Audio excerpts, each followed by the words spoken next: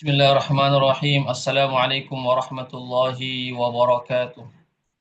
Alhamdulillahi rabbil alamin. Wassalatu wassalamu ala asyrafil anbiya'i wal mursalin wa ala alihi wa sahbihi wa man tabi'ahum bi ihsanin ila yaumiddin. Amma ba'd. Ikhwatal Islam rahimakumullah. Para peserta kajian hadis yang dirahmati Allah. Pertama-tama kita senantiasa memuji Allah Subhanahu wa taala dan bersyukur kepadanya atas segala limpahan rahmat dan hidayahnya sehingga pada pagi hari menjelang siang kita masih dipertemukan kembali di ruang Zoom dalam program kajian hadis. Selawat dan salam senantiasa tercurahkan kepada junjungan kita Nabiullah Muhammad sallallahu alaihi wasallam beserta keluarga dan para sahabatnya, para pengikutnya yang tetap setia berpegang teguh pada sunnah-sunnah beliau dan para sahabatnya hingga hari kiamat kelak. Amin ya rabbal alamin. Ikhwatal Islam rahimakumullah. Insyaallah pada pagi hari ini kita melanjutkan kajian hadis dari kitab Syarah Riyadhus Shalihin yang ditulis oleh Fadilatul Syekh Muhammad Ibnu Shalih Al-Utsaimin rahimahullahu taala yang merupakan kitab penjelasan dari kitab yang sangat terkenal yaitu kitab Riyadhus Shalihin yang ditulis oleh Al-Imam Muhyiddin An-Nawawi rahimahullahu taala. Kita sekarang sampai pada bab takwa. Tentang bab takwa ini sudah kami jelaskan beberapa ayat pada pertemuan yang lalu. Ya. Jadi Al-Imam Muhyiddin An-Nawawi menyebutkan beberapa ayat dari Al-Quran yang berkaitan tentang pembahasan di bab takwa. Sekarang kita masuki hadis-hadisnya. Hadis yang pertama atau hadis yang ke-69 dari kitab Riyadhus Shalihin ini yaitu an Abi Hurairah radhiyallahu anhu qala qila ya Rasulullah man akramun nas qala atqahum faqalu laysa an hadha nas'aluka qala fa Yusuf nabiyullah ibnu nabiillah ibni khalilillah faqalu laysa an hadha nas'aluk qala ya faman ya qala fa'an ma'adinil arabi tas'aluni khiyaruhum fil jahiliyyati khiyaruhum fil islami idza faquhu muttafaq alaihi. Dari Abu Hurairah radhiyallahu anhu berkata qila pernah ada yang bertanya ya Rasulullah man akramun nas, siapakah manusia yang paling mulia di sisi Allah Subhanahu wa taala? Qala atqahum, maka Nabi bersabda orang yang paling bertakwa di antara kalian. Ya, orang yang paling bertakwa di antara kalian ya adalah orang yang paling mulia di sisi Allah Subhanahu wa taala. Faqalu laysa an hada nas'aluk, maka para sahabat mengatakan, bukan ini yang kami tanyakan kepada engkau ya Rasulullah. Ya, bukan ini pertanyaan yang kami tanyakan kepada engkau ya Rasulullah. Qala fa Yusufu nabiyullah. Maka Nabi bersabda, kalau begitu orang yang paling mulia adalah Yusuf. Ya, Yusuf alaihissalam adalah Nabi Allah, Rasulullah. Ibnu Nabiillah, dia anak dari Nabi Allah yaitu Yakub alaihissalam. Wa ibni Nabiillah, dan Yakub alaihissalam adalah anak daripada Nabi Allah yaitu Ishak alaihissalam.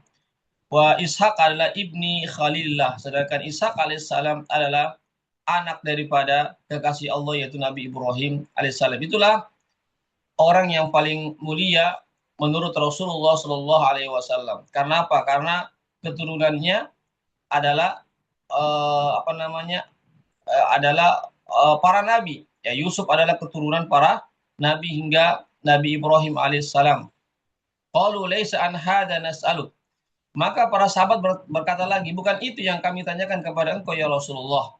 Ya, maka Nabi mengatakan, fa'an ma'adinil arabi tas'aluni, apakah tentang orang-orang Arab pilihan, ya orang-orang Arab pilihan atau orang-orang Arab yang bagus nasabnya, yang mulia nasabnya, keturunannya yang kalian tanyakan kepadaku, ya. Kemudian Nabi mengatakan khiyaruhum fil jahiliyati, orang-orang pilihan dari mereka di masa jahiliyah adalah khiyaruhum fil Islam, adalah orang-orang pilihan di dalam Islam, ya. Ketika dia masuk ke dalam Islam, dia tetap menjadi orang-orang pilihan, tetapi idza faquhu, idza mereka itu paham terhadap hukum-hukum Islam. Ini hadis sahih yang diriwayatkan oleh Imam Bukhari dan Muslim. Ikhwatal Islam, a'azakullah, ya kita akan menjelaskan satu persatu ya dari hadis ini. Ya, jadi Nabi pernah ditanya, siapakah orang yang paling mulia, orang yang paling tinggi derajatnya, orang yang paling dicintai oleh Allah Subhanahu wa taala. Maka tentu Nabi menjawab, ya, adalah orang yang paling bertakwa. Karena orang yang paling bertakwa inilah orang yang paling dicintai oleh Allah, orang yang paling dekat kepada Allah, orang yang paling dipilih oleh Allah, orang yang paling mulia dan kedudukannya paling tinggi di sisi Allah Subhanahu wa taala. Jawaban Nabi ini sesuai dengan firman Allah Subhanahu wa taala dalam surah Al-Hujurat ayat 13, yang mana Allah Subhanahu wa taala berfirman, "Inna akramakum 'indallahi atqakum." Sesungguhnya orang yang paling mulia di antara kalian di hadapan Allah kelak, yaitu adalah orang yang paling bertakwa di sisi Allah Subhanahu wa taala. Jadi orang yang paling mulia, orang yang paling dicintai Allah, orang yang paling tinggi kedudukannya di sisi Allah, ya, di antara kalian di hadapan Allah atau dalam pandangan Allah hanyalah orang yang paling bertakwa kepada Allah Subhanahu wa taala. Jadi jawaban Nabi ya tidak keluar dari pernyataan Allah dalam Al-Qur'an, dalam firman Allah Subhanahu wa taala. Karena tentu Nabi adalah orang yang mendapatkan wahyu dari Allah Subhanahu wa taala, sebagaimana Allah berfirman, "Wa ma yantiqu 'anil hawa in huwa illa wahyu yuha." Nabi itu tidak berkata-kata, tidak mengeluarkan kata-kata dari lisannya, melainkan wahyu dan tuntunan dari Allah Subhanahu wa taala. Oleh karena itulah Nabi ketika ditanya siapakah orang yang paling mulia di sisi Allah, maka beliau menjawab sesuai dengan apa yang Allah firmankan dalam Al-Quran, "Inna akramakum indallahi atqakum." Sesungguhnya orang yang paling mulia di antara kalian di sisi Allah dalam pandangan Allah, yaitu orang yang paling bertakwa kepada Allah Subhanahu wa taala. Ikhwatal Islam, azakullah. Ya, pada pertemuan yang lalu kami juga sudah menyebutkan beberapa ayat dalam kitab ini tentang perintah untuk bertakwa, tentang keutamaan takwa dan faidah-faidah takwa. Itu sudah disebutkan dalam pertemuan yang lalu dengan disebutkan beberapa ayat-ayat dalam Al-Quran. Jadi Allah Subhanahu wa taala tidak melihat nasab-nasab seseorang, keturunannya dari keturunan apa. Ya, Allah Subhanahu wa taala tidak melihat daripada harta-harta seseorang, tidak melihat daripada jabatan-jabatan ataupun kedudukannya di tengah-tengah masyarakat. Dan Allah Subhanahu wa taala juga tidak melihat daripada wajah-wajah dan fisik-fisik seseorang.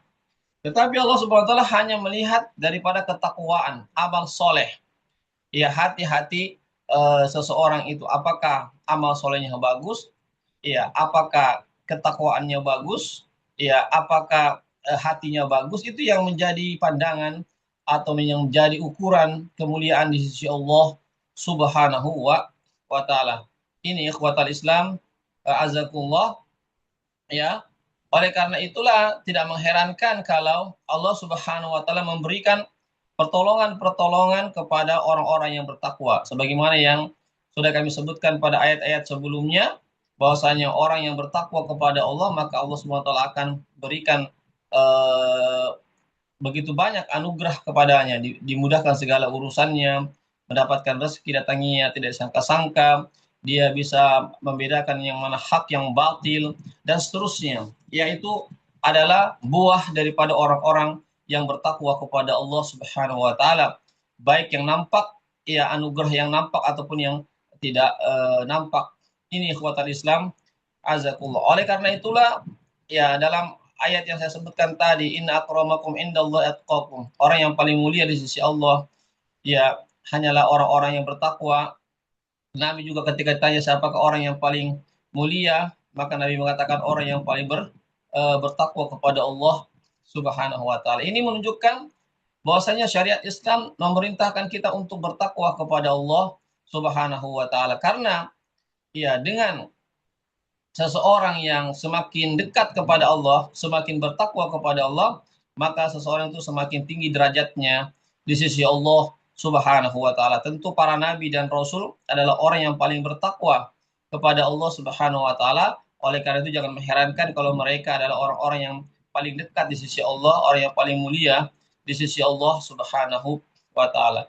Ini ikhwatul Islam, azakullah ya.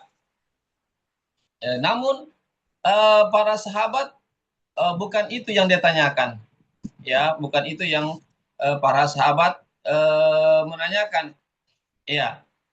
Oleh karena itulah Nabi kita Muhammad Shallallahu Alaihi Wasallam ya menjawab lagi tentang orangnya. Ya, tadi kan Nabi menyebutkan sifatnya, ya, sifat orang yang paling mulia. Sifat orang yang paling mulia ya, adalah orang yang paling bertakwa. Itu sifatnya. Karena sahabat mengatakan bukan itu yang kami tanyakan, maka Nabi mengira sahabat itu menanyakan orangnya, siapa orang yang paling mulia. Maka Nabi langsung menjawab, ya, karena sifat disebutkan bukan itu yang ditanyakan, maka Nabi menyebutkan orangnya, personnya. Siapakah itu yang orang yang paling mulia di sisi Allah adalah Nabi Yusuf alaihissalam. Kenapa Nabi? Karena Nabi Yusuf ini adalah keturunan para nabi. Ya, Nabi Yusuf ia adalah nabi. Bapaknya yaitu Nabi Yakub adalah nabi. Begitu juga Nabi Yakub punya bapak namanya Ishak juga nabi. Dan Ishak juga punya bapak adalah juga nabi, adalah Nabi Ibrahim alaihissalam. Ya, maka Nabi Ibrahim dinamakan Khalilullah, kekasih Allah Subhanahu wa taala. Ini ikhwatul Islam, azakullah. Ya, tentu para nabi adalah orang yang paling mulia di antara di antara seluruh umat manusia. Kenapa? Karena para nabi adalah orang yang paling bertakwa, orang yang paling dekat kepada Allah, orang yang paling takut kepada Allah, dan para nabi juga adalah utusan Allah Subhanahu wa taala, pilihan Allah Subhanahu wa taala. Oleh karenanya Nabi menyebutkan Nabi Yusuf adalah tentu para nabi begitu banyak, ya, tetapi Nabi Yusuf ini adalah nabi yang paling mulia menurut Rasulullah Shallallahu Alaihi Wasallam, karena Nabi Yusuf ini adalah keturunan dari beberapa para nabi. Tentu semua para nabi adalah orang-orang yang mulia, tapi tentu kemuliaan mereka bertingkat-tingkat. Ya, kemuliaan mereka bertingkat-tingkat antara satu nabi dengan yang nabi yang lainnya. Ini ikhwatal Islam, azakullah. Namun para sahabat mengatakan bukan itu yang kami tanyakan, ya, bukan itu yang kami tanyakan. Ya, artinya boleh jadi yang dimaksud sahabat ini adalah bagaimana dengan orang-orang musyrik dahulu lalu dia masuk Islam. Bagaimana, apakah dia juga termasuk orang yang mulia atau orang yang paling mulia di sisi Allah Subhanahu wa taala. Makanya Nabi mengatakan, ya, fa'an ma'adinil Arab tas'aluni, apakah kalian menanyakan tentang orang-orang Arab pilihan yang kalian tanyakan kepada saya, atau orang-orang Arab yang memiliki kedudukan dan memiliki keturunan yang baik-baik, yang bagus-bagus yang engkau tanyakan, ya, karena tentulah artinya orang-orang Arab yang ketika itu ya di zaman Rasulullah Shallallahu Alaihi Wasallam, mereka, sebagian mereka adalah orang-orang yang mulia, keturunannya, kedudukannya, kebangsawanannya, dan seterusnya, sukunya dan seterusnya. Oleh karena itu Nabi mengatakan, apakah ini yang kau tanyakan tentang keturunan orang Arab yang memiliki keturunan-keturunan yang bagus, itu yang kau tanyakan kepada aku tentang siapakah orang yang paling mulia di sisi Allah Subhanahu wa taala. Maka Nabi langsung mengatakan, orang Arab yang mulia, yang merupakan pilihan Allah, ya, ketika dia adalah orang-orang yang mulia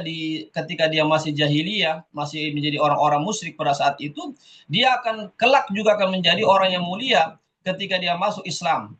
Ya, artinya kemuliaannya tidak hilang, tetap ada kemuliaannya. Karena apa? Sebelum masuk Islam, mereka adalah dari keturunan-keturunan yang mulia, ya, dari keturunan bangsawan, ya, memiliki kedudukan-kedudukan yang tinggi di tengah-tengah masyarakatnya. Ketika masuk Islam, dia pun juga menjadi keturunannya tidak akan hilang. artinya tetap dia menjadi keturunan-keturunan yang baik, kedudukan. Tetapi Nabi memberikan persyaratan idza faqahu, apabila dia paham kepada Islam. Ya, apabila dia memahami syariat Islam. Artinya bahwasanya keturunan, kedudukan itu ada saja pengaruhnya, ya memiliki juga kelebihan-kelebihan di tengah-tengah masyarakat, tetapi di hadapan Allah itu tidak cukup. Itu harus bukan tidak cukup, itu tidak ada apa-apanya di hadapan Allah. Ya, kelebihan keturunan dari bangsawan, dari keluarga-keluarga yang terpandang, memiliki jabatan ataupun kedudukan di tengah masyarakat, di hadapan Allah bukan itu menjadi ukuran. Ya, yang menjadi ukuran adalah idza faqahu, apabila mereka itu paham kepada Islam. Orang yang paham kepada Islam itu juga lari-larinya kepada ketakwaan. Karena tidak mungkin orang menjadi orang yang bertakwa kalau tidak paham kepada Islam. Kenapa? Karena kalau orang yang paham kepada Islam, maka dia akan mengetahui mana yang hak, mana yang batil, mana perintah, mana larangan, mana yang tauhid, mana yang bid'ah, ya, mana yang tauhid, mana yang syirik dan seterusnya, mana yang sunnah, mana yang bukan sunnah.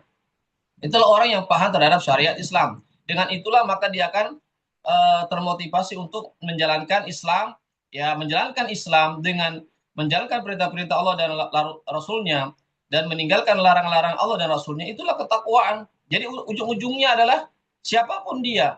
Iya, kalau kita ditanya apakah dia person, orang per orang, individu, apakah dia masyarakat, apakah dia sifat, maka ujung-ujungnya maksudnya orang yang paling mulia dalam perspektif Islam, dalam perspektif pandangan Allah dan Rasulnya, itulah pasti adalah orang yang bertakwa. Karena Allah sendiri yang mengatakan dalam Al-Quran, Inna akramakum indallahi atqakum.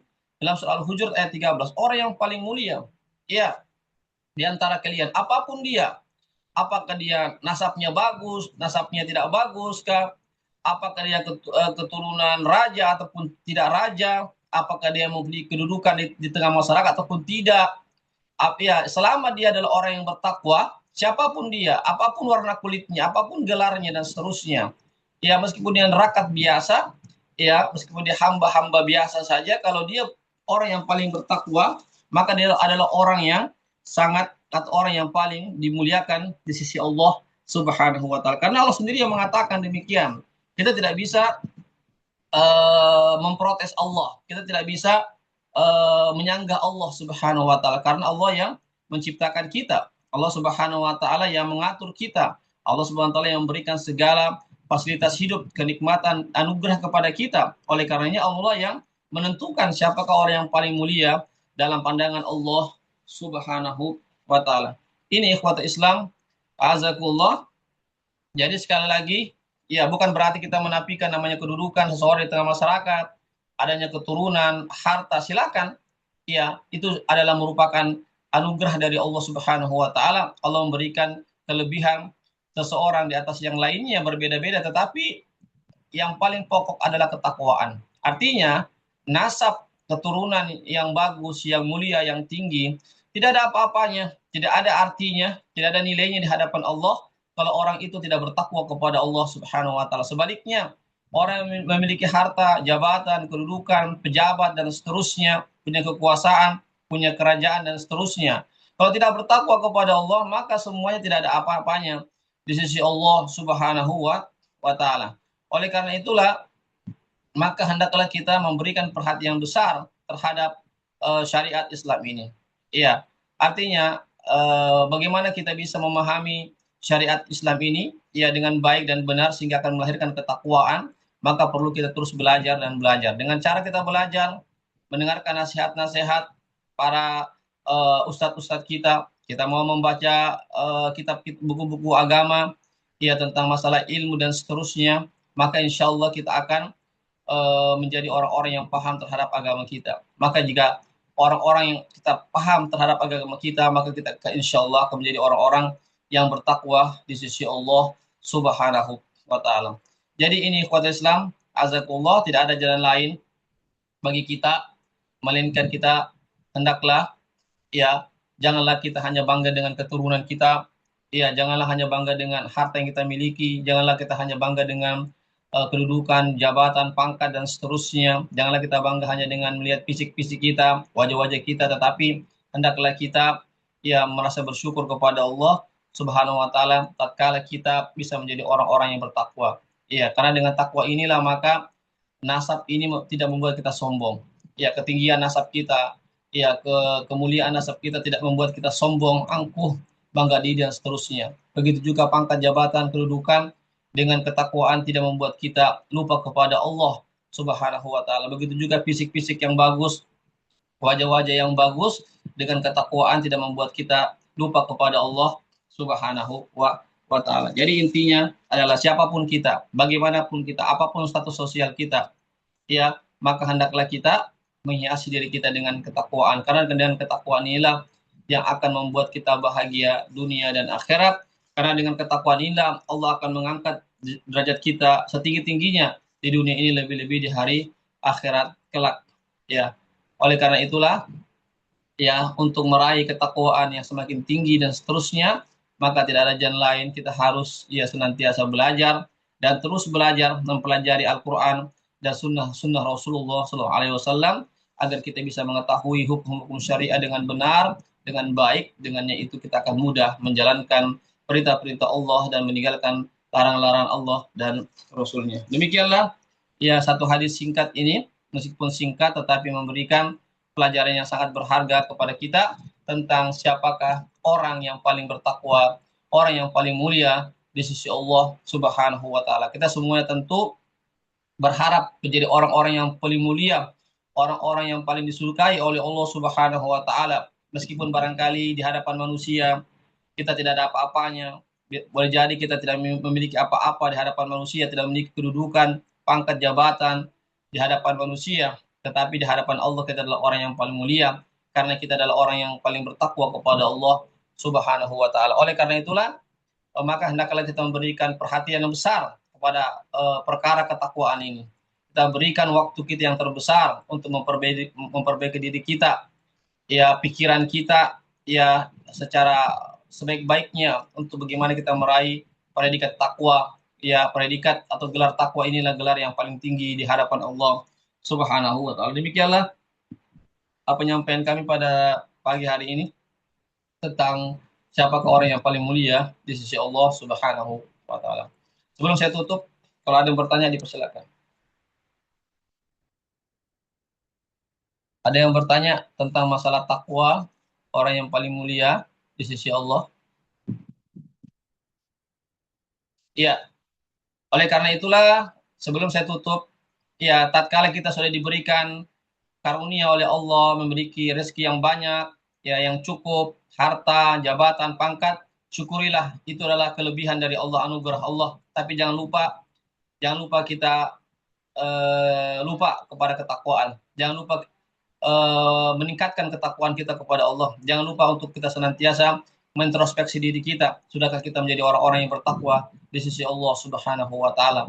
Jika tatkala kita sudah memiliki ketakwaan, lalu kita memiliki kedudukan yang tinggi di tengah masyarakat, memiliki keturunan yang baik-baik, memiliki fisik dan baik, maka Masya Allah ini adalah satu anugerah yang sangat besar di sisi Allah Subhanahu wa taala. Sebaliknya, tatkala kita tidak memiliki apa-apa di dunia ini, kita adalah orang-orang yang serba kekurangan, misalnya tidak memiliki kedudukan di tengah masyarakat, ya, keturunan kita misalnya bukan keturunan-keturunan yang paling mulia, tetapi janganlah bersedih, janganlah kita merasa rendah, bahwasanya kita adalah orang yang paling mulia di sisi Allah kalau kita adalah orang-orang yang bertakwa kepada Allah Subhanahu wa taala. Demikianlah apa yang bisa kami sampaikan. Mohon maaf atas segala kekurangan.